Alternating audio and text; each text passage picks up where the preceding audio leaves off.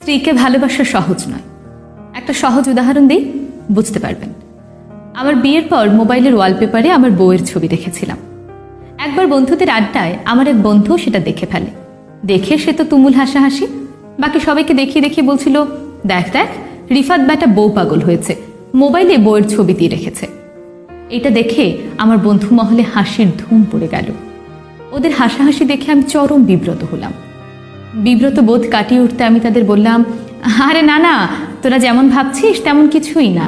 আমি আসলে অন্য একটা ছবি সিলেক্ট করতে গিয়ে ভুলে এই ছবিটা পোস্ট হয়ে গিয়েছে, দেখ এখনই ডিলিট করে দিচ্ছি। এটা বলে বন্ধুদের সামনে আমার বউয়ের ছবি ডিলিট করে সেখানে বন্ধুদের সঙ্গে তোলে একটি ছবি দিলাম।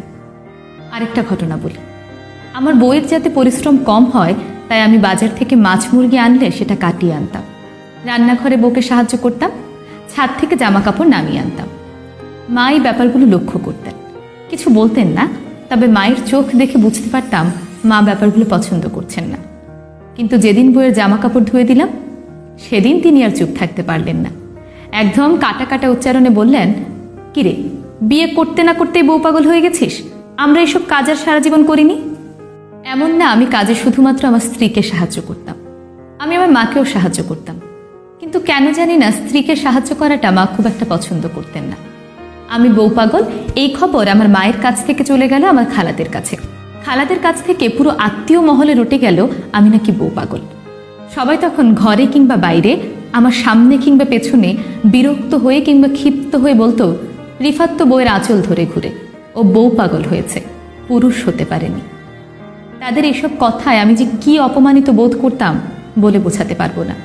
এই অপমান থেকে মুক্তি পেতে এবং নিজেকে পুরুষ প্রমাণ করতে আমি আমার স্ত্রীকে সাহায্য করা বন্ধ করে দিলাম।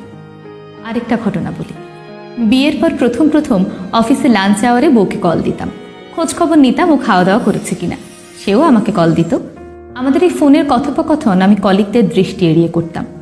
কিন্তু একবার কিভাবে যেন একজন কলিগ টের পেয়ে যায়, তারপর তিনি পুরো অফিস করে ফেলেন।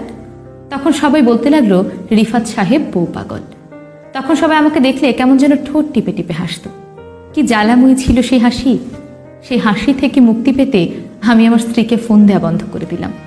আমার স্ত্রী যদি আমাকে ফোন দিত তাহলে আমি তার সঙ্গে রূঢ় ভাষায় কথা বলতাম, অফিসে কেন বারবার কল দিয়ে বিরক্ত করছো? এটা কাজ করার জায়গা, ডেটিং করার জায়গা না। যেটা বুঝলাম, আপনি পৃথিবীর সব কিছু ভালোবাসতে পারবেন, বাবা মা ভাই বোন পশু পাখি এমনকি জড় পদার্থ পর্যন্ত আপনি ভালোবাসতে পারবেন। কেউ আপনাকে কিচ্ছু করবে না, কিচ্ছু বলবে না, কটাক্ষ করবে না, বিরক্ত করবে না। কিন্তু স্ত্রীকে ভালোবাসলেই সর্বনাশ। তখন শাস্তি হিসেবে উপাধি পাবেন বউ পাগল। আর এই উপাধিটি পুরুষদের জন্য অত্যন্ত ভয়াবহ। যাই হোক, মূল গল্পে ফিরে আসি। নিজেকে পুরুষ প্রমাণ করতে এবং মানুষের কটাক্ষ থেকে মুক্তি পেতে আমি ধীরে ধীরে আমার বউকে অবহেলা করতে করতে ওর জীবনটাকে দুর্বিষহ করে তুললাম। ওর মুখ থেকে হাসি হারিয়ে গেল। একদিন গভীর রাতে ঘুম ভেঙে দেখলাম আমার স্ত্রী আমার পাশে শুয়ে ফুপিয়ে ফুপিয়ে কাঁদছে। যখন আমি জিজ্ঞেস করলাম, তুমি কেন কাঁদছো? তখন সে আমাকে বলল, সাবধান, আমাকে জিজ্ঞেস করো না আমি কেন কাঁদছি, দেয়ালেরও